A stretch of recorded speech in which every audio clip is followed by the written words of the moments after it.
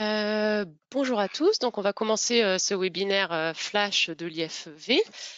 Donc, il y a le sujet suivant, tout savoir sur l'empreinte carbone d'une parcelle VIE, donc vignoble innovant éco-responsable, et les leviers conseillés pour la réduire. Donc, ce projet, il est fait dans le cadre du partenariat qu'il y a entre l'ANI Vins de France, donc c'est l'interprofession des vins de France, et l'IFV, donc qui accompagne l'interprofession sur le plan technique, sur des profils, en fait, sur un mode de production axé taille, race mécanique ou rendement pour assurer des volumes de production dédiés aux vins de France.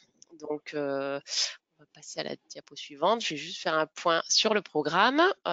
Donc, on va avoir deux parties pour cette présentation aujourd'hui. On va d'abord avoir Hugo Luzi, qui est ingénieur en évaluation environnementale et en analyse de cycle de vie, qui va faire un point global sur l'empreinte carbone, les gaz à effet de serre, les stockages de carbone. Donc voilà, qui va rentrer dans les détails et vous donner des explications générales. Et moi ensuite, donc je suis Camille Guilbert, je suis chargée de projet en viticulture et j'anime cette thématique des VIE. Je vais faire un cas d'étude sur le calcul de l'empreinte carbone d'une parcelle type VIE. Donc, je ferai un rappel des caractéristiques de ce mode de production et on mettra ces caractéristiques en regard des grands postes d'émissions de gaz à effet de serre et de stockage. Et je listerai des leviers qui permettent de réduire l'empreinte carbone. Et on terminera avec un temps de questions et réponses qui sera de 10 à 15 minutes. Donc, vous ne pouvez pas parler. Par contre, vous pouvez écrire vos questions. Vous avez une petite fenêtre sur votre écran, a priori à droite, et il y a une rubrique questions. Donc, vous pouvez rédiger vos questions au fur et à mesure de la présentation et on les lira à la fin de la présentation. Donc, maintenant, je laisse la main à Hugo. Merci Camille. Donc oui, pour cette première partie, donc pour me représenter, effectivement, je suis ingénieur en évaluation environnementale et donc analyse du cycle de vie, à savoir qu'à l'IFV, on a un pôle de 2 personnes à temps plein à travailler sur l'ACV, donc l'analyse de cycle de vie et l'empreinte carbone sur la filière vigne et vin. Donc, on va commencer par quelques éléments méthodologiques sur l'empreinte carbone, donc sur le mode de comptabilisation des émissions et du stockage de carbone, ainsi que quelques éléments de contexte sur la filière vigne-vin en France et son empreinte carbone. Donc, j'ai commencé ici par une définition, hein, empreinte carbone. L'empreinte carbone, c'est de la comptabilité carbone. C'est la mesure de la contribution au changement climatique par comptabilisation des émissions de gaz à effet de serre d'origine anthropique. Et on aurait pu rajouter d'une activité ou d'un service qu'on cherche à évaluer. Donc là, en l'occurrence, quand on parle d'empreinte carbone viticole, en fait, on s'intéresse à l'empreinte carbone de la viticulture, hein. On pourrait s'intéresser à l'empreinte carbone du vin complet, hein. Donc ça, on pourra en parler un petit peu après, mais là, pour l'instant, on va parler d'abord de la viticulture. Quand on parle d'empreinte carbone, on parle d'émissions à la fois les émissions indirectes, c'est-à-dire les émissions qui ont lieu en amont ou en aval d'une activité. Donc là, en l'occurrence, par les émissions indirectes, ça va être les émissions qui ont trait à la fabrication des intrants à la vigne, donc les plants, les engrais, les phytos, les piquets de palissage, etc. Et tout ce qui est émissions directes, ça va être les émissions de gaz à effet de serre directement sur la parcelle, donc liées à la combustion du carburant dans le tracteur, mais aussi émissions de protoxyde d'azote au champ. Donc ça, c'est tout ce qui est gestion de la matière azotée, engrais, mais aussi résidus végétaux. Et je vous ai mis un exemple aussi, combustion de bougies en paraffine dans le cadre de la lutte anti-gel. Donc ça aussi, ça génère potentiellement des émissions directes. Et donc pourquoi s'y intéresser? Je vous ai mis pour au moins 2 raisons, hein. C'est des attentes sociétales sur le sujet. Donc faire son empreinte carbone, c'est poser un diagnostic sur ses émissions, éventuellement mettre en place des leviers pour réduire son empreinte carbone dans un but d'éco-conception, et on peut communiquer de façon cohérente et de façon réelle sur les leviers qu'on met en place sans greenwashing. Deuxième point, j'ai essayé de faire le lien entre adaptation et atténuation, hein, c'est-à-dire que le changement climatique est la source d'aléas climatiques et de stress sur la vigne. Donc la filière vigne et vin a tout intérêt à contribuer à la réduction, à l'atténuation du changement climatique par réduction de son empreinte carbone, hein, pour moins subir le changement climatique. Donc au moins 2 raisons de s'y intéresser. Concrètement, comment on fait pour calculer l'empreinte carbone? Donc, je vous ai dit qu'il y avait des émissions indirectes et des émissions directes. Donc, concrètement, pour quelqu'un qui calcule, ça veut dire on a au moins 2 étapes. Une première étape, c'est ce qu'on appelle une étape d'inventaire, où on va lister en fait tous les flux de l'activité qu'on étudie. Donc là, en l'occurrence, sur une parcelle, tous les flux entrants, donc carburant, les engrais, les produits phyto, etc. À ces flux-là, on va associer des émissions de gaz à effet de serre. Donc ça, c'est pour des émissions indirectes. Donc pour ça, on va utiliser des bases de données. Il y a une base de l'ADEME qui existe, qui s'appelle la base empreinte, qui permet notamment de faire ça. Euh, donc voilà, qui permet de calculer ces émissions indirectes qui à la fabrication des produits qui vont rentrer sur la vigne. Et pour les émissions directes, on utilise des modèles d'émissions qui permettent de passer d'un litre de carburant brûlé à des kilogrammes de CO2 émis dans l'atmosphère, un kilogramme d'azote appliqué à des kilogrammes de protoxyde d'azote émis dans l'atmosphère. Voilà. Et donc, on convertit ensuite tous ces gaz à effet de serre en équivalent CO2, qui est un peu notre étalon, notre unité qui nous permet de calculer l'empreinte carbone. Donc une fois qu'on a ces émissions directes et indirectes, on peut, si on le souhaite, ajouter des émissions indirectes ou capture, enfin les émissions évitées, pardon, ou de la capture de carbone qui peuvent permettre de réduire, d'ajouter une autre dimension un peu à l'empreinte carbone sur les questions de compensation. On va revenir un peu en détail là-dessus un peu après. Tout d'abord sur les sources d'émissions, donc je vous ai listé ici les 3 principaux gaz à effet de serre émis par l'activité viticole. Quand on parle d'émissions de gaz à effet de serre, en fait, d'empreinte carbone viticole, c'est principalement ça. Donc, il y a d'abord du dioxyde de carbone d'origine fossile, hein, je vous l'ai mis, c'est important, c'est-à-dire du CO2 issu de la combustion d'énergie fossile, donc de carburant principalement. On a de protoxyde d'azote, j'en ai déjà parlé, qui est lié à la dégradation de l'azote sur la parcelle, processus de dénitrification, et qui peut être émis notamment également dans le cas de combustion de carburant ou de biomasse. Et on peut avoir un peu de méthane, qui est plutôt un gaz à effet de serre dont on entend parler dans la filière d'élevage, mais qui peut éventuellement rentrer en compte voilà, quand on manipule de la biomasse, notamment du compost, etc. Ça peut être un gaz qui peut être émis lors des procédés de compostage. Et on voit que ces gaz, ils sont caractérisés par ce qu'on appelle un PRG, qui est le potentiel de réchauffement. Donc en fait, tous ces gaz, ils n'ont pas le même impact en fait sur le changement climatique. Donc notre étalon, c'est le CO2, hein, qui a 1, mais on a des gaz, par exemple le protoxyde d'azote, il est 273 fois plus réchauffant que le CO2, donc il a un PRG de 273. Concrètement, en termes de calcul, ça veut dire que 1 kg de protoxyde d'azote, ça équivaut à 273 kg de CO2 émis dans l'atmosphère. Voilà. Et je vous ai mis ici un petit panneau attention sur la prise en compte du CO2 d'origine biogénique. Hein. Donc d'origine biogénique, ça veut dire par là le CO2 qui est émis par la respiration, la dégradation de matière organique à cycle court et le CO2 issu de la fermentation alcoolique, après quand on va s'intéresser à l'étape de vinification. C'est-à-dire que ce CO2, habituellement dans les méthodes, on considère qu'on prend un PRG de 0, donc on considère que ce gaz-là, il n'a pas un impact direct sur le changement climatique. On considère comme c'est du cycle court, en fait, ce qui a été fixé dans la biomasse à l'année N-1 et sera émis dans l'atmosphère à l'année N et sera refixé dans la biomasse à l'année N+1. Donc en fait, c'est pas ces émissions de gaz à effet de serre là, on considère qu'elles viennent pas perturber le cycle du carbone, elles viennent pas accroître de façon significative la concentration de CO2 dans l'atmosphère. C'est pour ça qu'en général, on fixe une valeur de 0. On peut les comptabiliser, mais à part. On ne les met pas sur un même pied d'égalité par rapport au CO2 d'origine fossile. Et donc, une fois qu'on a ces principaux gaz et leurs sources d'émissions, on comprend que les principaux postes d'émission de l'activité viticole, ça va être la combustion de carburant, fabrication des engrais et amendements, émission directe des engrais et amendements, notamment du fait du protoxyde d'azote. Et puis, je vous ai mis aussi fabrication des piquets de palissage. Quand on est sur de l'acier, ça peut être quelque chose qui peut peser finalement sur l'empreinte carbone. Ensuite, je voulais vous parler un petit peu de la capture de carbone. Je vous ai dit qu'on pouvait le prendre en compte dans l'empreinte carbone. Donc nous, dans nos calculs et dans les résultats que vous nous présentez par la suite, Camille, on utilise un modèle de l'INRA qui s'appelle le modèle FG, et donc en fait, qui modélise l'évolution du stock de carbone dans les sols en fonction de pratiques viticoles et voilà, des apports de carbone. Donc en fait, ce modèle, comment il fonctionne, il considère le stock de carbone du sol en 2 compartiments. Un compartiment qui est estimé comme stable à l'échelle de la durée de vie d'une exploitation, donc qui ne bouge pas, et un compartiment carbone actif qui, lui, va varier tous les ans. Donc il y a une partie on va avoir des pertes par minéralisation tous les ans liées à des paramètres pédoclimatiques, donc en fonction du sol et du climat. Et on a des entrées de carbone tous les ans qui dépendent des pratiques sur la parcelle. Donc est-ce qu'on met de l'engrais organique, est-ce qu'on en herbe, est-ce qu'on a un retour au sol dessarment, etc. Et donc, en fait, ce modèle, il modélise l'évolution du stock de carbone dans les sols. Donc là, par exemple, en bas, vous avez une évolution du stock de carbone sur 50 ans.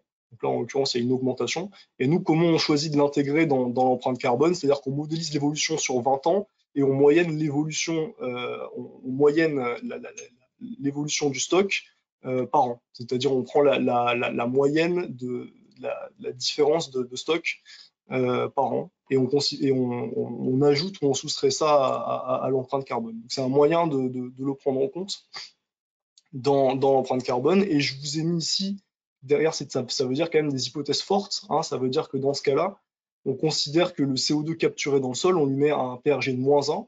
C'est-à-dire qu'on considère que 1 kg de CO2 capturé dans le sol, on le met sur un même plan qu'un kilogramme de CO2 non émis dans l'atmosphère.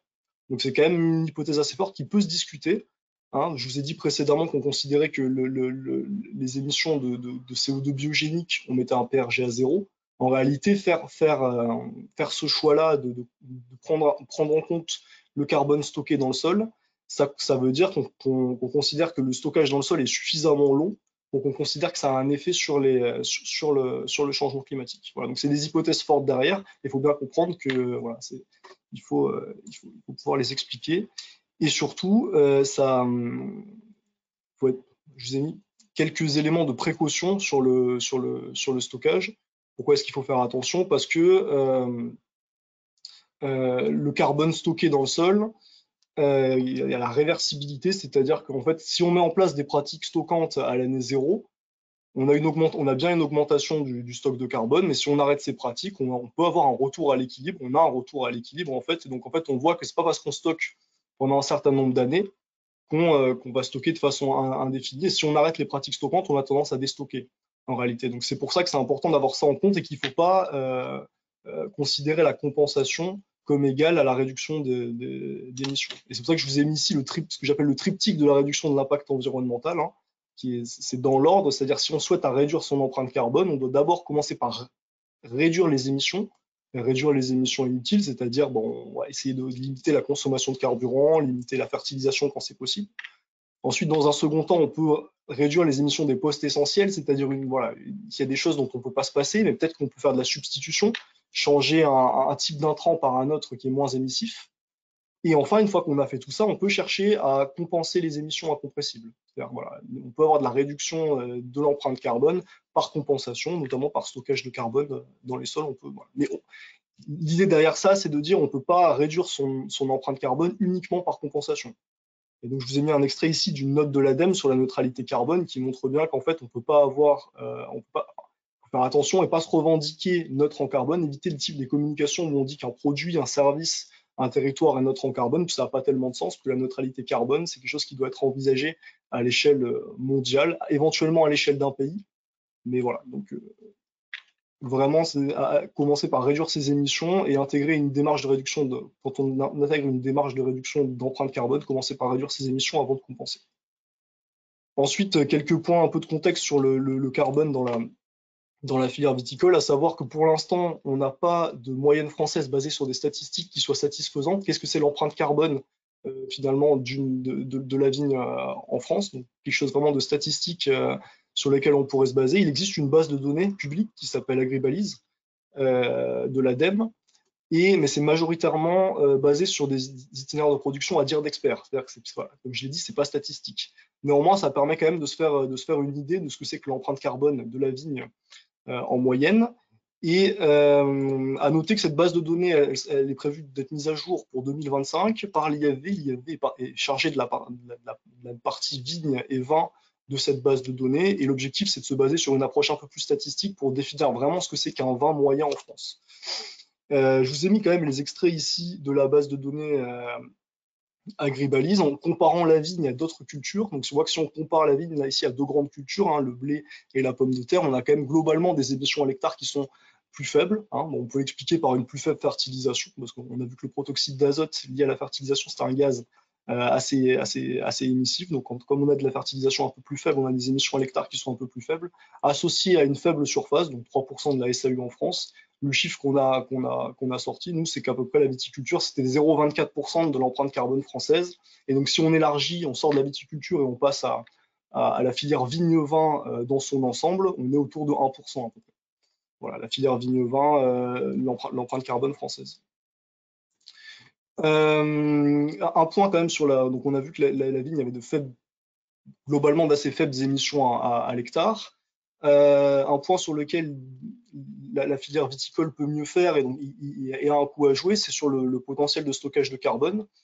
Donc c'est vrai qu'on dit souvent que les stocks viticoles ont des stocks de carbone assez bas, par d'un stock de carbone assez bas. Qui dit stock de carbone assez bas dit potentiel de stockage de carbone assez intéressant. Et donc là, je vous ai mis par exemple l'extrait d'une étude de l'INRAE qui avait chiffré le potentiel de stockage additionnel dans les sols français suite à l'initiative 4 pour 1000. Alors l'initiative 4 pour 1000, c'était une initiative basée sur un calcul de coin de table qui disait que si l'ensemble des sols du monde augmentait leur stock de carbone dans les sols de 4 pour 1000 par an, ça suffirait à compenser l'ensemble des émissions de gaz à effet de serre annuelles. Bon, en réalité, c'est un peu plus compliqué que ça, parce qu'il y a plein de sols naturels sur lesquels l'homme n'a pas de prise, il y a des sols artificialisés, etc. Mais enfin, ce qu'avait chiffré cette étude, c'est que par l'enherbement, donc en enherbant l'ensemble du vignoble, ça représenterait une augmentation du stock de carbone à hauteur de 3,7 pour 1000 par an. Et donc, c'est globalement assez encourageant, puisque ça suffisait en tout cas pour la partie vigne uniquement, à s'approcher des objectifs de 4 pour 1000. Voilà. Ensuite, si on sort d'uniquement la viticulture, mais on regarde un peu, on photographie l'empreinte carbone du vin en France, donc toujours un résultat issu de la base de données Agribalise, qui est une base de données publique sur laquelle que vous pouvez aller consulter. Il y aura le lien à la fin du webinaire. On a ces résultats-là, donc avec une empreinte carbone autour de 1,2 kg de CO2 équivalent par litre de vin, donc en incluant toute la partie vinification, conditionnement et transport, donc plutôt l'aval. Euh, donc voilà, cette valeur en elle-même, il ne faut pas forcément s'y attarder, mais ce qu'il faut retenir, c'est l'ordre de grandeur. La plupart des études qu'on fait et qu'on trouve dans la biblio ont cet ordre de grandeur, entre 1 et 2 kg de CO2 équivalent par litre de vin, avec à chaque fois, lorsqu'on a un mode de conditionnement par bouteille en verre, la bouteille en verre qui représente à peu près 40 à 50% des impacts. Voilà, donc ça dépend un peu du reste de la chaîne, mais avoir en tête que la bouteille en verre pèse beaucoup. Et je vous ai mis enfin une comparaison, si on cherche à comparer le vin par rapport à d'autres produits, toujours issus de cette base de données Agribalis pour se faire un peu une idée. On voyait que le vin était à peu près au même niveau que la bière dans la base de données, était bien en dessous des produits animaux et notamment de la viande, au-dessus des produits céréaliers. Et puis comparé à des fruits et légumes, ça dépend. Il y a un effet rendement qui joue, puisque là c'est en kilogrammes de produits. Donc évidemment, plus on a un rendement élevé, au moins en général on a une empreinte carbone au kilo élevée. Voilà, et donc avant de passer aux résultats que va vous présenter ma collègue, qui sont un exemple d'application d'empreinte carbone à l'échelle d'un système de culture, je voulais vous parler de l'outil qu'elle a utilisé, qui est un outil qu'on a développé à l'IFV, donc au pôle évaluation environnementale, et donc il y a un outil d'empreinte carbone uniquement sur le périmètre viticole pour l'instant, donc pour l'instant qui est un outil Excel, mais qu'on a pour projet de passer en outil en ligne et d'élargir à l'ensemble de la chaîne, donc qui permet de faire des calculs d'empreinte carbone de façon assez fine en fait, qui est à double objectif, soit un objectif de diagnostic d'un itinéraire technique ou d'une exploitation, mais surtout comparaison de scénarios et de pratiques assez fines. Donc en changeant une ou deux pratiques, ça peut permettre de faire des projections. Voilà. Donc c'est un outil qu'on commercialise et je vous ai mis ici le contact de ma collègue qui gère la partie commerciale si jamais vous êtes intéressé pour en savoir plus dans cet outil. Voilà. Je peux passer la parole à ma collègue. Oui, merci Hugo. Donc je vais partager mon écran. Alors,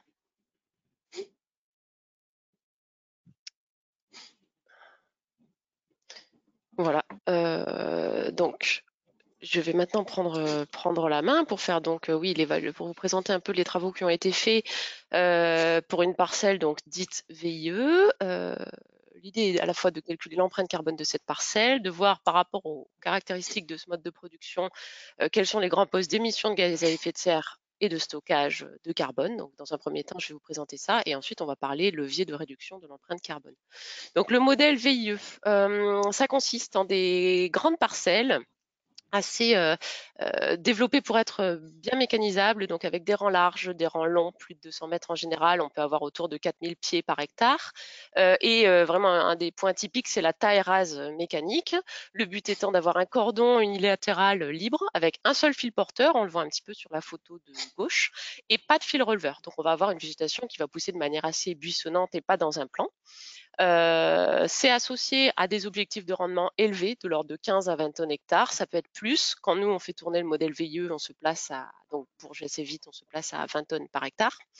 Et associé à ces objectifs de rendement élevés, on a une fertilisation soutenue, apportée au sol d'une part, mais aussi par fertirrigation pour un fractionnement de la dose, avec un total de l'ordre de 80 kg d'azote par hectare et par an apporté.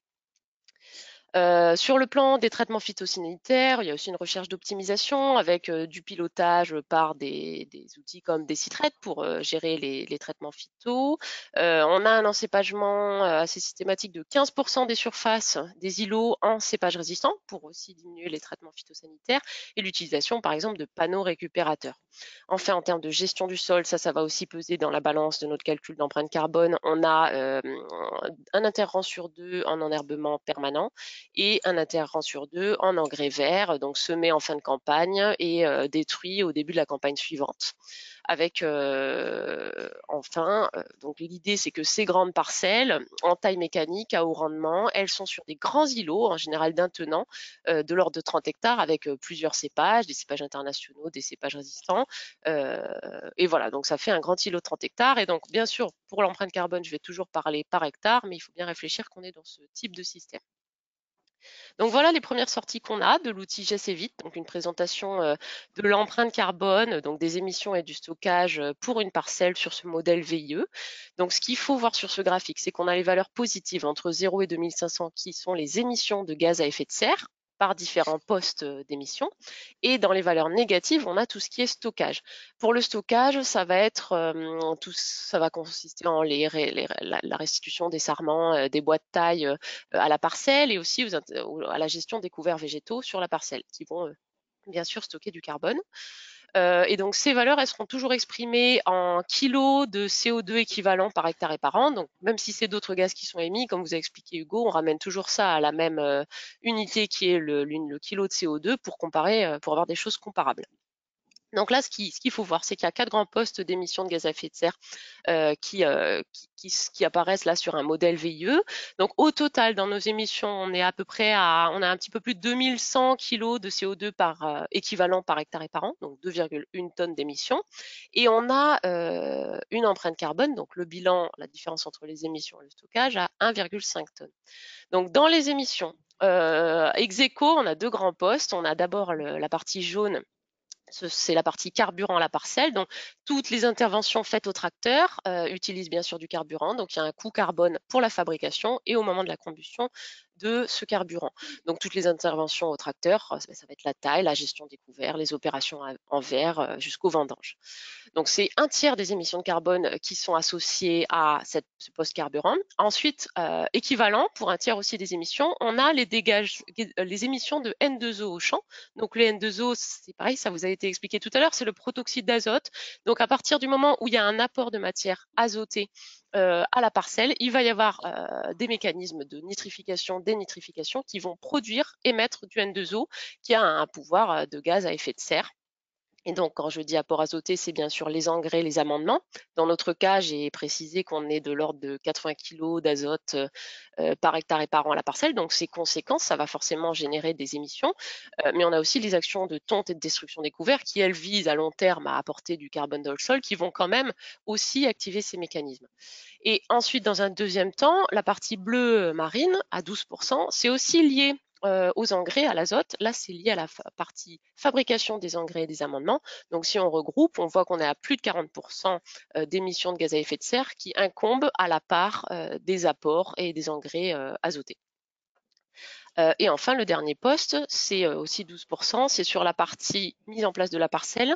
C'est tout ce qui est lié à la plantation et à l'installation sur les premières années. Donc, c'est la plantation, le palissage, la fabrication des plants. Et cette valeur, elle est amortie sur la durée de vie de la parcelle. On l'aura chaque année et sur une durée de vie estimée à 25 ans. Donc, on va passer à la deuxième partie. Maintenant qu'on a un peu vu comment était l'empreinte carbone d'une parcelle VIE sur un modèle assez optimisé sur le plan de la mécanisation, on va avoir, je vais vous proposer des leviers de réduction de l'empreinte carbone de ce type de parcelle, qui sont bien sûr applicables sur d'autres d'autres systèmes de production, hein. Donc, on a bien vu les trois grands postes, la réflexion, on l'a portée sur ces trois grands postes, sur les apports azotés, ils ont un fort effet, donc on va voir sur quoi on peut jouer. Nous, on propose de jouer sur la forme de l'azote. Donc, je vais vous donner des exemples par la suite et je vous présenterai en termes de sortie de l'outil assez vite ce que ça permet quel gain ça permet d'avoir. On pourrait aussi réfléchir bien sûr à diminuer les apports, ça c'est fonction de l'objectif de production. Dans notre cadre veilleux pour soutenir le rendement objectif, on va pas jouer sur ce levier, mais c'est tout à fait, ça peut rentrer dans la réflexion. Et le pilotage des apports, ça c'est déjà appliqué dans notre cas, ça va être typiquement la fertirrigation avec un apport plus précis en fonction des besoins de la plante. Ensuite, sur le poste carburant, bien sûr, ça varie selon les interventions. Ça va dépendre à la fois du débit de chantier, donc la vitesse à laquelle vous avancez, le nombre de rangs que vous faites d'un coup, mais aussi la puissance nécessaire pour l'intervention en question. Donc, pour réduire cette partie, ça va être dans tous les cas, l'itinéraire est le plus optimisé possible, mais on peut essayer de jouer sur, au préalable, les cépages qu'on a choisis, les cépages résistants, bien sûr, demandent un petit peu moins d'intervention phytosanitaire. Ça limite pas tous les passages du tracteur. Ce qu'on a essayé de voir, nous, c'est le couplage des passages, voir ce que ça permet de gagner en termes de réduction d'émissions de gaz à effet de serre, et aussi qu'est-ce qui se passe si on change de matériel, notamment si on passe à un tracteur électrique. Et enfin, on a aussi testé les leviers généraux sur la réflexion de l'implantation de la parcelle et de l'îlot en général. On peut jouer sur le matériel de palissage et aussi sur les infrastructures agroécologiques, notamment via les haies. Donc, moi, je vais vous présenter deux scénarios. En fait, c'est des combinaisons de leviers. Un qu'on appelle scénario bas carbone à court terme. Donc, je vais vous décrire les leviers et on verra ensuite ce que ça permet de faire sur ce bilan. Donc, on propose de substituer la partie des engrais organiques commerciaux mis au sol, 40 unités, par du fumier. Donc, du fumier pour un équivalent azoté pour la même quantité d'azote. Donc, on va apporter 7 tonnes par hectare de fumier. Alors, ce qu'il faut savoir pour le fumier, c'est qu'en termes d'émissions, sa fabrication, il ne va pas forcément être moindre que notre engrais organique commercial. Bon, dans notre cas, il n'est pas très fermenté, donc il ne va pas forcément beaucoup émettre. Par contre, vu qu'il y a des matières carbonées dedans, par exemple des pailles, on va avoir un stockage dans le sol nettement amélioré. Donc là, on va jouer sur le stock de carbone. À savoir pour le coût du fumier, c'est quand même plus cher que par exemple un engrais organique commercial. On passe de 118 € par hectare à 210. Alors moi, je vous présente un cas où on substitue l'intégralité de ce qui est apporté au sol. Ça peut aussi être on peut aussi décider de substituer seulement une partie ou seulement à certains moments, certaines années, les engrais pour petit à petit enrichir notre sol en carbone. Ensuite, sur la partie couplage de matériel. Alors là, c'est intéressant parce que c'est vraiment de la recherche de réduction d'émissions de gaz à effet de serre. C'est notre premier objectif, réduire, compenser vient ensuite jouer dans la balance. Donc, on propose des couplages de passages. En fait, on va essayer de supprimer 4 passages parce qu'on va les coupler avec d'autres. On va coupler des passages mécaniques avec éventuellement un traitement. Donc, ils sont listés. Sachant que ça demande forcément, il y a une certaine technicité pour les couplages, ça demande de l'anticipation et ce sera variable d'une année à l'autre et pas applicable strictement comme c'est décrit dans l'exemple pris aujourd'hui. Et enfin, sur le stockage, on va aussi accentuer les projets de haies avec une proposition d'implantation de haies arbustives. Alors j'ai mis autour de l'îlot de 30 hectares. Pour l'instant, on considère que notre îlot il est en place. On a de la place éventuellement autour de parcelles. Donc on va mettre un périmètre de haies partout autour, des haies de taille modérée, donc arbustives, ce qui correspond, si on le ramène à l'hectare, à environ 90 mètres linéaires de haies par hectare. Pour les haies, il y a des projets, il y a des aides disponibles de l'ordre de 80% d'aides pour le programme de développement rural. Il y a aussi le programme Plantons des haies. Je crois que ça peut même monter à 100% selon les zones vulnérables. Donc pour ça, vous avez les DRAF et les chambres d'agriculture qui peuvent accompagner les projets. Le deuxième scénario que nous avons étudié, ce sera un scénario bas carbone plus, donc ce serait à plus long terme. Ce serait pour une mise en œuvre à anticiper même avant la plantation de l'îlot. L'idée, ce serait de garder les leviers que j'ai cités précédemment, le fumier, les couplages, les projets de haies, mais en fait aussi substituer les piquets acier par des piquets bois pour le palissage. Pour un système VIE taille mécanique, on a besoin d'une bonne rigidité du système VIE. C'est tout à fait accessible même avec des piquets bois. Il faut que ce soit un diamètre pour les piquets de diamètre suffisant, mais pas trop important non plus pour pas gêner les outils de taille rase mécanique. Pour les piquets, au niveau des informations qu'on a, les coûts sont à peu près du même ordre de grandeur. On a comparé un exemple de piquet en pain injecté en autoclave par rapport à des piquets métal. Voilà, on peut avoir des gammes de produits qui sont à peu près comparables. Ensuite, ben, on a réfléchi, on a testé le levier tracteur électrique qui évidemment diminue fortement les émissions liées au poste carburant.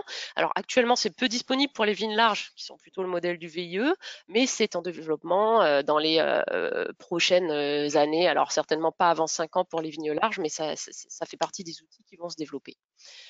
Et enfin, pour les haies, on propose des projets plus ambitieux, des haies à la fois en tour d'îlot plus grandes, des haies pluristrates, mais aussi des haies qui vont venir morceler votre îlot, donc des haies intraparcellaires, elles arbustives pour limiter les ombres portées et la compétition avec les vignes. Donc on va un peu, on va rendre un petit peu plus extensif notre îlot en le morcelant. Donc je vais, avant de vous présenter les résultats, faire une aparté sur les haies parce que du coup on les ajoute dans notre modèle pour faire du stockage de carbone. Les valeurs que je vais donner sont valables pour certaines conditions uniquement. Déjà, sur de quoi on parle, les haies pluristrates, bah, c'est la première photo qu'on voit, c'est des haies hautes. Ce sont des strates moyennes à intermédiaires avec des arbres de haut G de manière continue. Donc, c'est des projets très ambitieux. Ça, forcément, ça va beaucoup stocker de carbone. Après, on a les haies arbustives qui sont intéressantes aussi et plus communes dans les zones vraiment entre les parcelles. Les haies arbustifs, c'est plutôt des buissons, des arbustes, des petits arbres. Et il y a une limitation en taille de ces haies. Le graphique en bas à gauche, il sert à montrer que, bah, du coup, là, on se met dans un cas de figure, du coup, pour ce calcul de haies où on a un sol nu et on ajoute des haies. C'est pas des haies qui étaient présentes ou que vous allez enrichir. Donc, on était sur un sol nu et on plante notre haie. Donc forcément, il va y avoir la biomasse avec le temps qui va augmenter. La haie prend du volume. Ce qu'il faut bien comprendre, c'est qu'au bout de plusieurs décennies, il y aura un plateau qui va être atteint. La haie arrêtera de gagner de la biomasse. Donc quand vous réfléchissez, et c'est ce que vous expliquez Hugo, au stockage de carbone, c'est toujours du stockage sur du long terme. Donc il faut réfléchir la haie sur du long terme. Donc à partir du moment où elle se stabilise et ensuite où elle diminue, il y a besoin d'avoir ce qu'on appelle une gestion durable. Ça va être entretenir les haies, remplacer les manquants, entretenir les haies, gérer les arbres malades, de manière à prolonger sa durée de vie et donc de maintenir sa capacité de stockage. Euh, voilà, donc ça, c'est les hypothèses pour les haies. Là, encore une fois, pas mal d'informations sur les haies. Ce qu'il faut voir sur les deux tableaux en haut à gauche, c'est que pour faire notre calcul de carbone stocké par une haie, ben, on décompose en plusieurs parties notre haie. On a la biomasse racinaire, on a la biomasse aérienne, donc ça va dépendre du type de haie, pluristrate, arbustive. Et on a aussi ce qui se passe dans le sol, parce que le sol sous la haie va être enrichi petit à petit par la matière organique présente. Et donc, un sol d'une haie récemment plantée, moins de 15 ans, va enrichir, va stocker beaucoup de carbone. Il va continuer d'en stocker par la suite, mais un peu moins. Donc ces trois compartiments, on va les sommer et ça va nous permettre de donner les résultats qu'il y a dans le tableau en bas à droite. Donc, ce qu'on voit, c'est que pour une haie arbustive qu'on va mettre en intraparcellaire, donc c'est l'exemple du premier petit schéma qu'on voit juste au-dessus. En fait, là, assez schématiquement, pour un îlot de 30 hectares, on propose de mettre 1 km de haie tous les 60 mètres. Donc voilà, c'est très ambitieux, c'est pour déjà mesurer combien ça permet de stocker sur une haie arbustive pas trop haute. Et bien là, on arrive à stocker, donc ça correspond à 150 mètres de haie par hectare. On arrive à stocker plus de 300 kg de CO2 par hectare et par an. Si parallèlement on se remet autour de la parcelle, un petit peu plus facile à réaliser, et ben si on met de l'ordre de 90 mètres linéaires de haies par hectare, pour une haie arbustive, on peut stocker de l'ordre de 200 kg de CO2 par hectare et par an. Pour une haie pluristrate, on monte à quasiment 300. Voilà, donc avec ces chiffres-là, je vais vous présenter les résultats des deux scénarios que j'ai décrits précédemment. Donc le premier scénario, pour rappel, les leviers utilisés, c'était le fumier qui substitue nos 40 kg d'azote sous forme d'engrais commercial, le couplage de matériel, on diminue le nombre de passages, et l'implantation de haies arbustives en tour de parcelle. Donc la première chose qu'on voit, c'est sur la partie liée au couplage, la partie jaune, on arrive à diminuer de quelques points, de 4%, les émissions de gaz à effet de serre. Alors en ordre de grandeur, c'est pas forcément énorme, mais c'est vraiment notre objectif premier, c'est réduire les émissions. Donc le couplage, évidemment, il arrive directement à réduire les émissions de gaz à effet de serre. Donc ça, c'est le premier gain avec les couplages qu'on a proposés. Ensuite, si on passe dans la partie négative, les stockages de carbone, donc on va équilibrer on va essayer de compenser nos émissions. Et bien forcément qu'avec le fumier, on va apporter du stockage. En fait, on augmente de 111% quand on ajoute uniquement du fumier, on augmente de 111% notre stockage. De même, quand on ajoute nos haies arbustives en tour de parcelle, on augmente notre stockage de 33%. Donc, ce qu'il faut, oui, juste voir aussi, c'est que par contre, quand on met du fumier, c'est ce que je disais, alors c'est pas un fumier très fermenté, mais il y a une légère réaugmentation des gaz à effet de serre liée à la fabrication de notre fumier. Donc ça, pareil, dans le choix de l'intrant, il faut avoir en tête qu'un produit fermenté émet plus, mais il permet aussi d'enrichir davantage notre sol. Donc en conclusion, sur cette première étape à relativement court terme, notre empreinte carbone, on le voit bien, c'est le point rouge, il diminue nettement, c'est la différence entre les émissions et le stockage, sachant qu'on a plus du double de carbone stocké par rapport à notre scénario initial. Et par rapport au haies, on avait donc 2,1 tonnes d'émissions de gaz à effet de serre liées à notre parcelle. Et ben on a 10%, donc près de 200 kilos des émissions de gaz à effet de serre qui ont été stockées via la biomasse et le sol des haies. Le deuxième levier, le deuxième scénario, c'est le cumul des leviers précédents avec, comme j'ai dit, en plus un tracteur électrique, des piquets bois et des haies, des projets haies plus ambitieux et même intraparcellaires. Donc là, l'empreinte carbone, elle diminue énormément. Si on détaille les différents postes d'émission, la partie jaune liée au carburant à la parcelle diminue énormément. Forcément, on utilise notre tracteur électrique. On diminue de 20% nos gaz à effet de serre grâce à l'utilisation de tracteurs électriques. Ce qu'il faut voir, c'est que l'électricité, elle a un coût aussi carbone pour sa production. Donc, on réaugmente un petit peu les émissions. La balance reste malgré tout négative, reste bénéfique. Mais voilà, on passe de moins 19% de gaz à effet de serre en bilan, en passant au tracteur électrique, sachant qu'on a juste la machine à vendanger qui fonctionne au tracteur, qui est thermique. Voilà.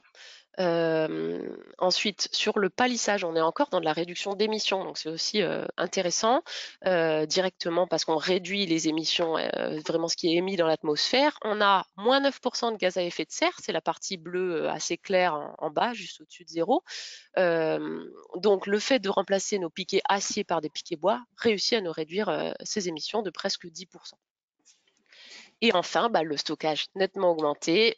Le fumier, c'est pareil que le scénario d'avant, plus 11% de stockage. Par contre, avec les projets de haies qu'on propose, très ambitieux, volumineux, on a plus 103% aussi d'augmentation du stockage.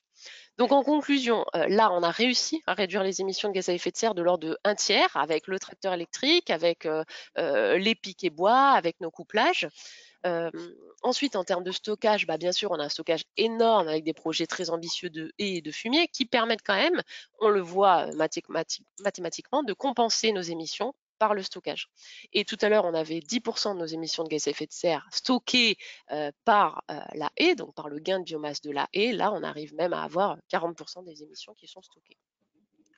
Donc, pour conclure par rapport à cette étude de cas où on s'est placé dans un contexte spécifique, VIE, on a pris un itinéraire technique fixé, on peut quand même avoir des conclusions générales pour des parcelles viticoles.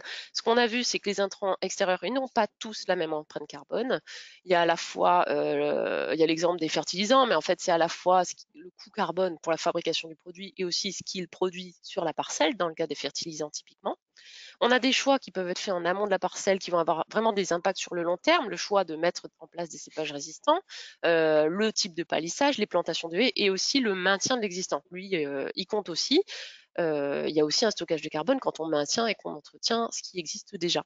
Sur la stratégie de production, alors nous, on s'est mis dans un modèle VIE avec une fertilisation élevée par rapport aux objectifs de rendement. Chaque système peut être optimisé en fonction de votre itinéraire technique et votre manière de produire.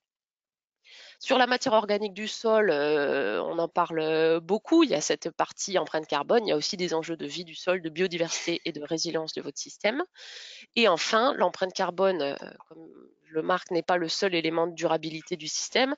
En fait, il y a toutes les questions qui vont avec un système éco-responsable, qui sont la gestion des traitements phytosanitaires, la limitation de la consommation en eau, de la biodiversité. Donc voilà, c'est à réfléchir comme un tout quand on cherche à durabiliser un système agricole. Voilà, donc je vais laisser la main à Hugo pour conclure globalement sur ce webinaire.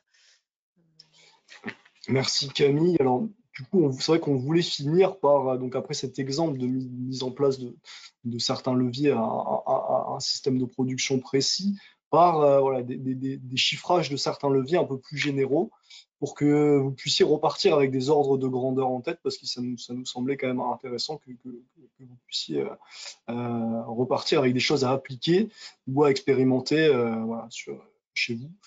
Et donc pour rappel, hein, là si on se place uniquement à la vigne, on a dit qu'on avait une empreinte carbone entre 1 tonne et 3 tonnes de CO2 équivalent par hectare. Donc là je vous propose ici le chiffrage de certains leviers hein, qu'on a chiffrés à l'IAV. Donc il y a des choses qui proviennent de bases de données qui sont assez simples, hein. La réduction de la consommation de carburant par litre, donc ça c'est issu de la base de données de l'ADEME, hein. Donc par litre de carburant économisé, ça représente 3 kg de CO2 équivalent, mais des choses un peu plus complexes. Alors Camille en a parlé, passage à des variétés résistantes, donc ça on voit que ça permet de réduire. Nous on avait chiffré autour de 300 kg de CO2 par hectare et par an, donc, une réduction quand même assez importante, hein. Idem substitution piqué en métal par piqué bois. Donc, voilà, ça c'est pas des leviers qui permettent, voilà, qui sont négligeables. On a séparé ici les leviers de réduction des émissions des leviers de compensation, hein, parce que vous avez bien compris qu'on considère qu'on essaie de les prendre à part. Donc on retrouve la plantation de haies, alors avec ici autour de voilà, un peu moins de 300 kg par 100 mètres linéaires de haies, même si évidemment ça dépend du type de haie hein, qu'on a et puis de la région aussi. Pas toutes les régions ont la même production de biomasse. Un élément aussi sur le retour au sol des sarments hein, pour les voilà, certaines régions où le brûlage est encore assez répandu. Donc on a montré qu'un retour au sol des sarments permettait de réduire de façon assez importante l'empreinte carbone, principalement par stockage, hein. Vous vous souvenez qu'on considère que la combustion des sarments, les émissions de CO2 liées à la combustion des sarments ne sont pas des émissions. En revanche, c'est un apport de carbone dont on se prive dans le sol si on veut le stocker, à condition de l'envisager et stocker à long terme. Voilà, c'est-à-dire ne pas arrêter de broyer ses sarments au bout de la deuxième année.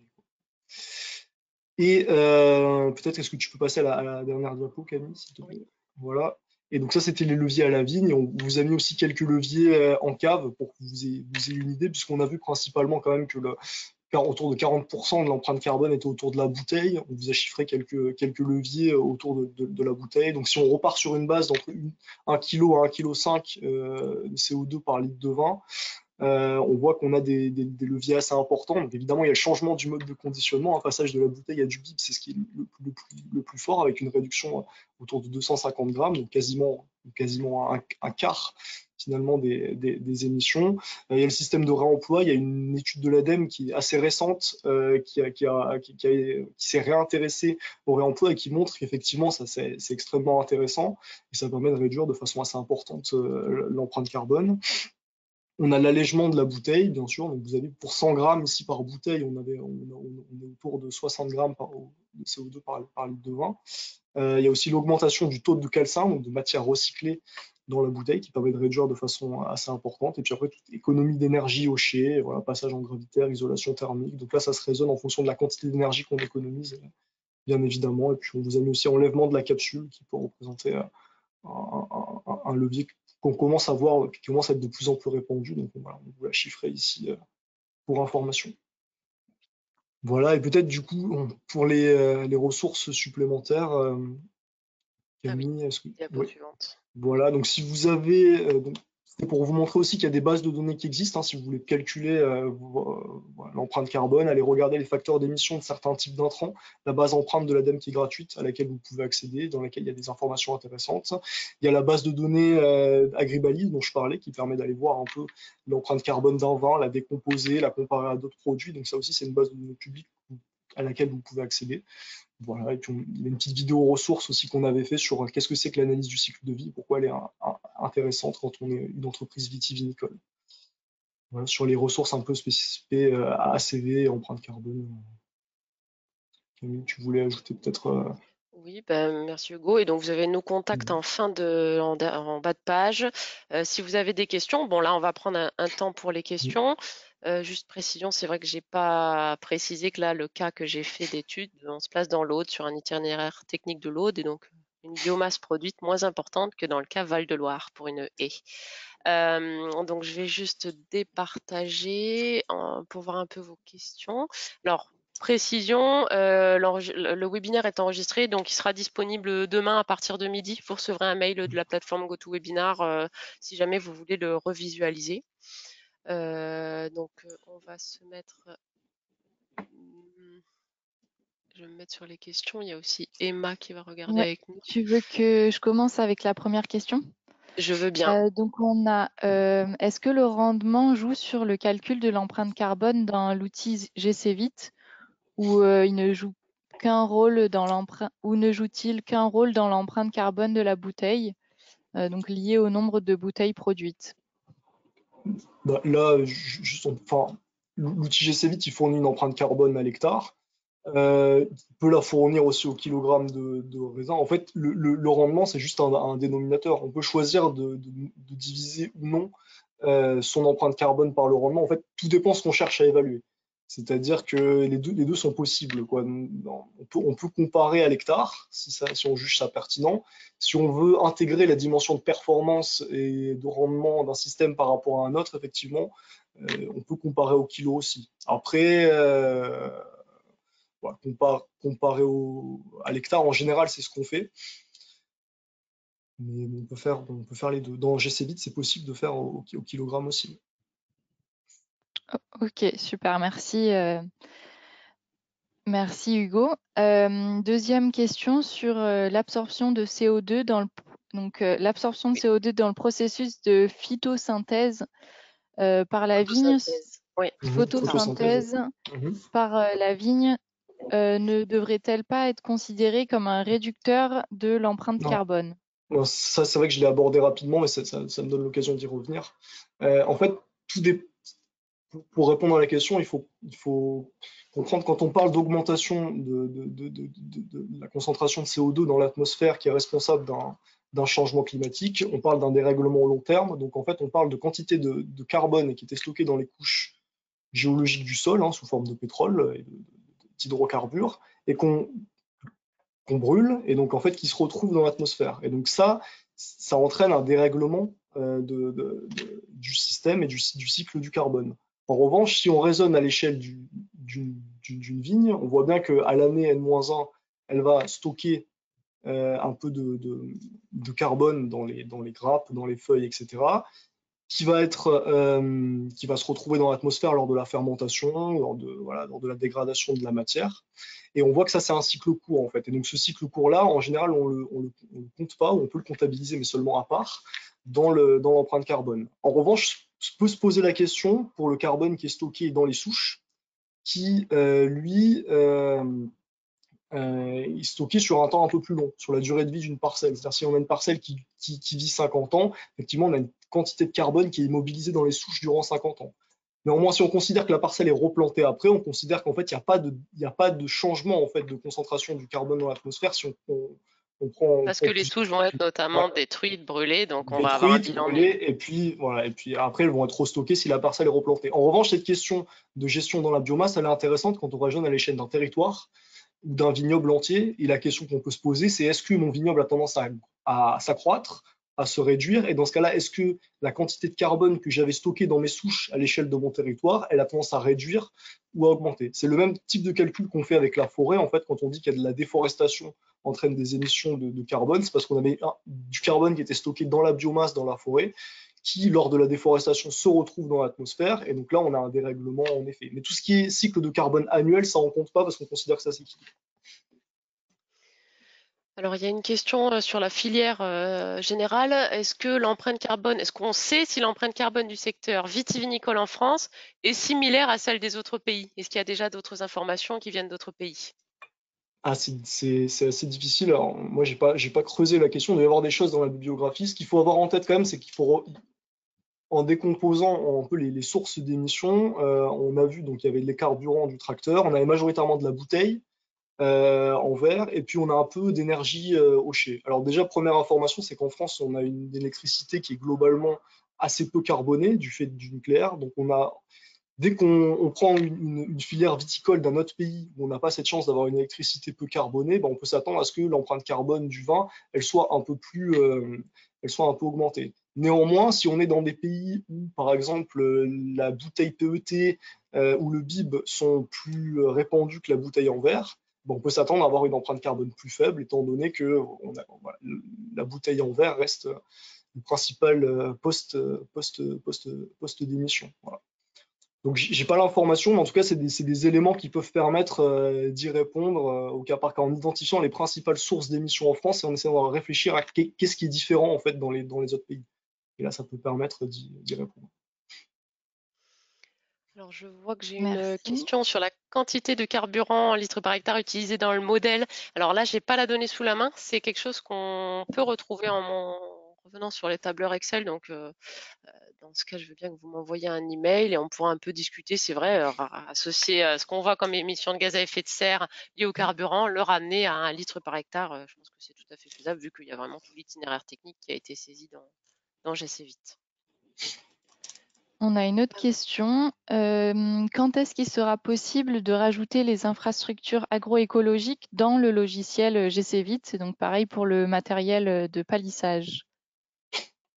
Alors, moi je peux pas répondre précisément à cette question parce que c'est moi qui gère le développement de l'outil personnellement, mais je sais que c'est prévu en cours et que probablement dans la prochaine version qui sera en ligne, il y aura ces éléments-là. En tout Même pour cas, la partie E. pour la partie E, oui, pour la partie E, normalement, oui. J'imagine, puisque nous, on est en capacité de le faire, je ne veux pas trop m'avancer sur ça, donc ça va prendre avec des pincettes. Mais nous, on est en capacité de le faire. Et voilà, c'est juste de l'implémentation logicielle, donc a priori, il n'y a pas de raison pour que ça soit pas disponible. Après, vous donnez une date, je ne suis pas capable. Sachant qu'il y a quand même une variabilité par région et par Ouais.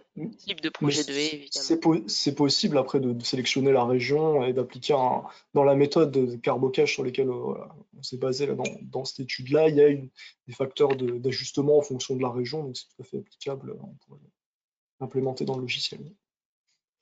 Alors, je vois qu'il y a Ok. une question dont on a déjà discuté en amont de ce webinaire. Est-ce que vous avez bien pris en compte la construction du tracteur électrique dans le bilan carbone? Si oui, quelle durée d'amortissement? Alors, je vais commencer à répondre et je vais laisser Hugo peut-être élargir un petit peu. Alors non, ça n'est pas pris en compte, mais n'est pas non plus pris en compte la fabrication d'un tracteur thermique. Alors, bien sûr, ça va jouer, mais voilà, il y a la balance globale. Hugo, si tu veux faire un commentaire là-dessus. Non, non, bah, en effet, c'est vrai que là, dans l'outil et puis dans les données qu'on avait à disposition, pour l'instant, on n'avait pas grand-chose sur les tracteurs électriques spécifiquement, parce que sur les tracteurs, on a des choses, juste pour l'instant, c'est pas implémenté là, dans ces calculs-là. Après, avec les éléments qu'on a pour les tracteurs, en tout cas thermiques, ça pèse assez peu. Néanmoins, ça serait intéressant, bien évidemment, si on voulait faire une ACV complète et que le jour où on aura des tracteurs électriques euh, partout dans le vignoble, ça semble intéressant de s'y pencher de façon plus précise et d'estimer l'impact lié à la fabrication, voilà, notamment des batteries, etc. Néanmoins, on peut quand même un peu s'inspirer de ce qui a été fait pour la voiture électrique. On a un peu des données où on montre que quand même globalement, à condition de l'amortir suffisamment, les voitures électriques finissent par avoir un gain environnemental par rapport à une voiture thermique. Alors un tracteur électrique, c'est probablement un peu différent parce qu'on a des batteries un peu plus conséquentes, mais ça mériterait un chiffrage. En effet, pour l'instant, là, on est resté juste sur les émissions directes, en fait. Ok, merci. Alors j'ai une question vraiment sur les VIE. Concrètement, ces VIE existent-ils déjà et où? Rentabilité du modèle. Alors, donc il y a 2 sites pilotes, c'est les sites qu'on suit à l'IFV, ce sont des parcelles jeunes pour l'instant. Donc on est en phase de collecte de données économiques, rentabilité, qui ont été mis en place. Donc il y a 2 fois 30 hectares. Par contre, oui, ça existe à d'autres endroits et on est en train de constituer un peu une cartographie de sites modèles justement pour pouvoir un peu présenter collecter et avoir des informations sur des îlots qui existeraient déjà depuis plus longtemps. Ce qui ressort pour l'instant après échange avec ces premiers sites plus anciens, c'est que oui, il y a une rentabilité du modèle, bien sûr, avec la question des rendements stables et élevés, mais avec aussi, donc il y a vraiment une vision, je ne vais pas passer trop de temps là-dessus, mais sur les charges, avec des charges un peu plus importantes à l'établissement du vignoble, notamment pour avoir justement un palissage solide, des choses comme ça. Mais on va avoir à plus long terme, des frais de gestion annuels plus bas, avec un petit peu de main-d'œuvre, avec de la main-d'œuvre en moins, avec quelques interventions en moins. Donc voilà, l'équilibre il va se faire différemment par rapport à une parcelle normale, mais voilà, c'est pour l'instant sur les sites qui commencent à avoir du recul, oui, il y a les producteurs se retrouvent sur ce mode de production et ont plutôt tendance à vouloir le développer. Donc, si vous voulez des infos, n'hésitez pas à m'écrire là-dessus et à aller voir sur le site de la page Vigne20-Occitanie, l'IFV Sud-Ouest, vu que c'est l'IFV Sud-Ouest qui anime la thématique du VIE. J'ai une autre question pour toi, Camille. Cette pratique d'utiliser les fumiers afin de stocker davantage dans les sols, est-ce qu'on peut présumer qu'il y a une augmentation du taux de matière organique?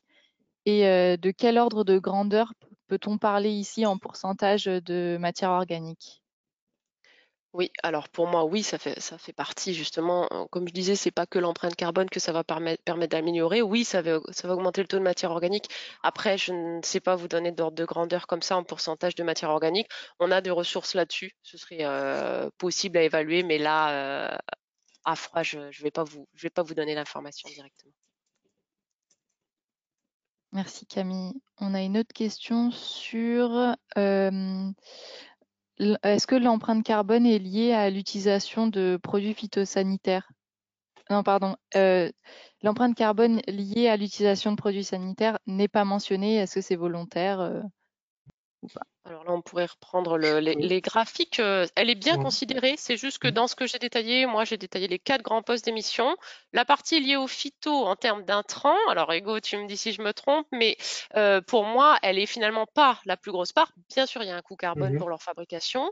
Après, en termes de carbone émis à la parcelle, c'est uniquement le carbone lié au passage du tracteur pour faire le traitement. Et ça C'est retombe dans la partie carburant. c'est ça. Après, on peut le voir aussi.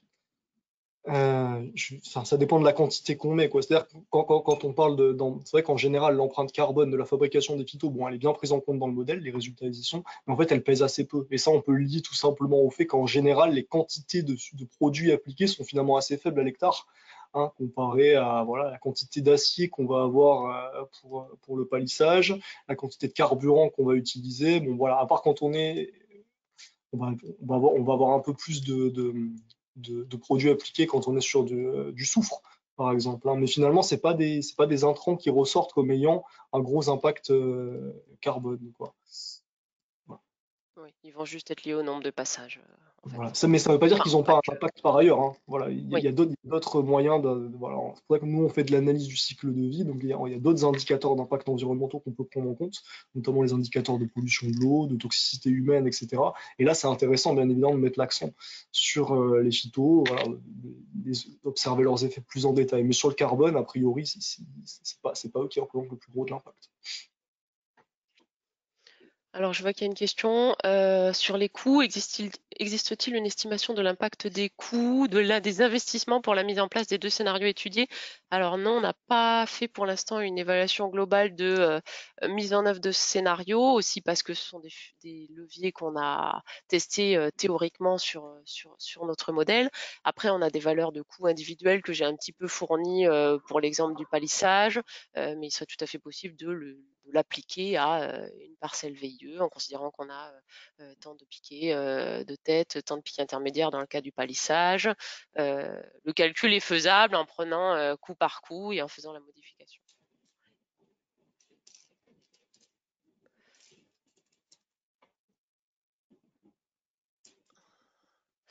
Alors, il y a une question de quelqu'un qui a quitté la réunion. Il y a une question il y a une question sur ce type de production hyper moderne et très mécanisée. Pourquoi ce type de production par rapport à un format gobelet naturellement résistant à la sécheresse? Bon, bah là, c'est vraiment une question de stratégie de production. Là, on vise plutôt du haut volume. On peut se dire qu'on se place dans des plaines plutôt fertiles qui vont pouvoir répondre à ce type de production. Pour un marché en place, c'est pas forcément ça remplace pas, c'est complémentaire d'autres modes de production axés gobelets qui sont nettement moins mécanisés et productifs aussi. Donc tout est question de rentabilité du système en place.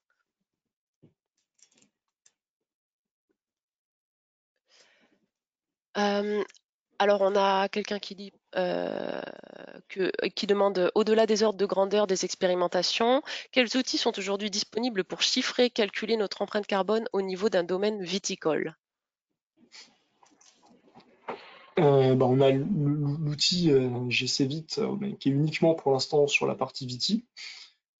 Après, un outil qui soit capable de tout faire, il y a des bureaux d'études qui peuvent le faire, hein. Donc vous pouvez Et même au niveau des... copier.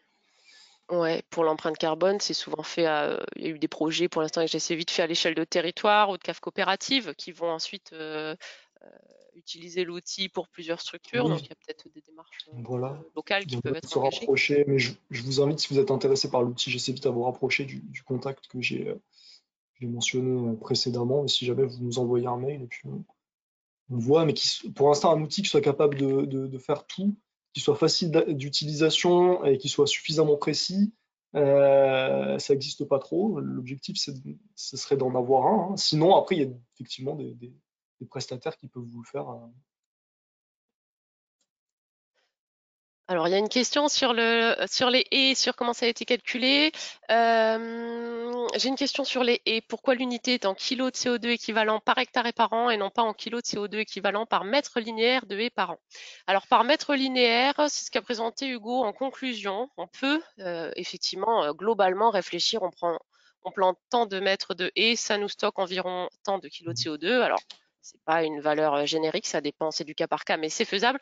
Moi, je l'ai présenté par hectare parce que j'ai vraiment réfléchi à tout sur le modèle scénario. Et dans mon scénario, j'avais proposé soit environ 100 mètres de linéaire de haies en tour de parcelle, soit du morcellement. Donc, je me suis mise dans un scénario assez concret où on a déjà prédéfini quel était le linéaire par hectare. Donc voilà, je suis à l'étape un peu plus loin, mais le calcul a été fait quand j'ai fait mes étapes de calcul en réfléchissant d'abord en mètres linéaires et ensuite traduit en combien on veut en mettre par hectare. C'est ça. Voilà. On a une autre question sur les haies. Il me semblait que les informations piquées haies n'étaient pas prises en compte dans le calculateur GCVit. C'est le cas désormais? Pour l'instant, c'est pas pris en compte dans le calculateur, c'est des calculs qui ont été faits à part. Mais effectivement, Oui, bientôt ils le feront. Mais là, c'est pas précisé, mais en effet, ça a été fait à part. on a fait, j'essaie vite bien sûr sur tout l'itinéraire technique, mais les éléments de stockage ou les éléments particuliers comme ça, ils ont été faits à la main ensuite par Hugo. Voilà, Hugo et les et c'est nous côté IFV Sud-Ouest. Voilà, on a pris du cas particulier. Ok, Euh, merci. oui, alors quelqu'un qui dit pour avoir du fumier, il faut une filière élevage qui est fortement émettrice de gaz à effet de serre. Avez-vous pris en compte cet élément dans vos calculs? Alors, pareil, je vais te laisser répondre, Hugo, sur cette partie entre Ouais, qu'est-ce qu'on prend pour la parcelle c'est, et. Oui. c'est très vrai, hein. Donc ça pose des vraies questions. Sur le fumier, mais de toute façon sur tous les amendements organiques en général, à qui est-ce qu'on attribue le fardeau finalement des émissions de l'amont. Et ça, pour l'instant, c'est encore à l'état de question, c'est-à-dire il y a un groupe méthodologique, hein, avec l'ADEME et d'autres instituts techniques agricoles. Il y a un projet en cours pour répondre à cette question sur harmoniser les méthodologies de calcul des émissions des produits résiduaires organiques, donc voilà, des produits issus de l'élevage, aussi voilà, issus de déchets verts, etc. Et, voilà. Et effectivement, une filière élevage, elle est maîtrise de gaz à effet de serre, et je dirais même que euh, pour aller un peu au-delà, là, on est resté sur des émissions, on est resté sur du fumier, hein, mais si on avait choisi de faire de la substitution par compost, par exemple, aujourd'hui, avec les facteurs d'émission qui existent dans les bases de données, les émissions de gaz à effet de serre d'un compost sont extrêmement élevées et sont plus élevées, voilà, sont parfois même plus élevées que certains engrais minéraux. Mais c'est aussi parce que, justement, il y a cette question de qui prend le fardeau des émissions du compostage. Est-ce qu'on considère que c'est un déchet qui doit être valorisé, et dans ce cas-là, il n'y a pas d'émission. Et donc, en tant qu'entreprise qui utilise un compost, finalement, on arrive avec un produit qui a une empreinte carbone de zéro, ou est-ce qu'on considère que le processus de compostage, et donc, dans votre exemple, le processus de production du fumier, qui est en fait l'élevage, émet des émissions. Et donc, est-ce qu'on considère que nous, en tant qu'utilisateurs de ce produit-là, on doit récupérer une partie des émissions? C'est une vraie question méthodologique et pour l'instant, la réponse n'est pas fixée, quoi. Merci Hugo. Il y a une dernière question qui vient d'apparaître. On voit que l'amélioration du stockage dans le sol est un fort levier de réduction de l'impact carbone à court terme, mais la quantité stockée diminue rapidement jusqu'à un plafond. Ce stockage peut-il être durablement comparé aux émissions répétées tous les ans? Et ben, c'est ce que, effectivement, ça arrive sur un plateau. Enfin, ça se dirige vers un plateau. Et c'est pour ça que tout l'enjeu, en fait, c'est bon, d'augmenter son stock, d'accord, mais surtout de le conserver. C'est-à-dire que bah, c'est ce que j'expliquais tout à l'heure, c'est-à-dire que si on arrête effectivement les pratiques stockantes, et ben ce stock il a tendance à diminuer. Et c'est pour ça que bon, nous on fait le choix de mettre un peu sur le même plan la compensation en stockage dans le sol lié aux pratiques et la réduction des émissions voilà, la réduction de CO2. En réalité, il faudrait être un peu plus prudent, c'est ce que j'ai essayé d'expliquer tout à l'heure. Bon, dans un sens où le déstockage est possible. Néanmoins, si on considère on garde les pratiques stockantes suffisamment longtemps, et ben, voilà, donc on change durablement les pratiques en fait, et ben, du coup on augmente ce stock de façon durable, et donc ça permet d'avoir un puits de carbone voilà, qui permet de réduire un peu les émissions. Oui. Mais ça aussi c'est une question Merci. méthodologique en fait derrière. Hein. Et de même pour les haies. Effectivement, si on veut Voilà. que ça stocke et que ce qui a été stocké soit maintenu, c'est des haies qui doivent être maintenues sur du très long terme et pas détruites au moment où vous allez C'est avoir ça. un autre projet. C'est vraiment quelque chose qui doit être durable pour qu'on puisse l'amortir sur les années de production. Et normalement, on fait le choix quand même de l'intégrer au calcul parce qu'il nous semble que c'est des leviers importants et que ça a en plus par ailleurs d'autres bénéfices environnementaux et agronomiques, hein, travailler sur la matière organique des sols. Et donc c'est vrai que bon, voilà, l'intégrer à l'empreinte carbone, ça permet aussi de favoriser des pratiques stockantes et de travailler sur la matière organique parce qu'il nous semble que c'est un enjeu important au-delà du carbone, quoi. Très bien. Voilà, ça fait un peu Merci plus, ça fait Hugo. plutôt 20 minutes Mhm. qu'on fait le point sur les questions. On a fait le tour, donc je pense qu'on va clôturer ce Ouais. webinaire. Merci à tous. Donc, webinaire enregistré qui sera disponible demain. Et n'hésitez pas à nous contacter si vous avez des questions sur l'empreinte carbone, sur le VIE, sur la présentation de ce soir.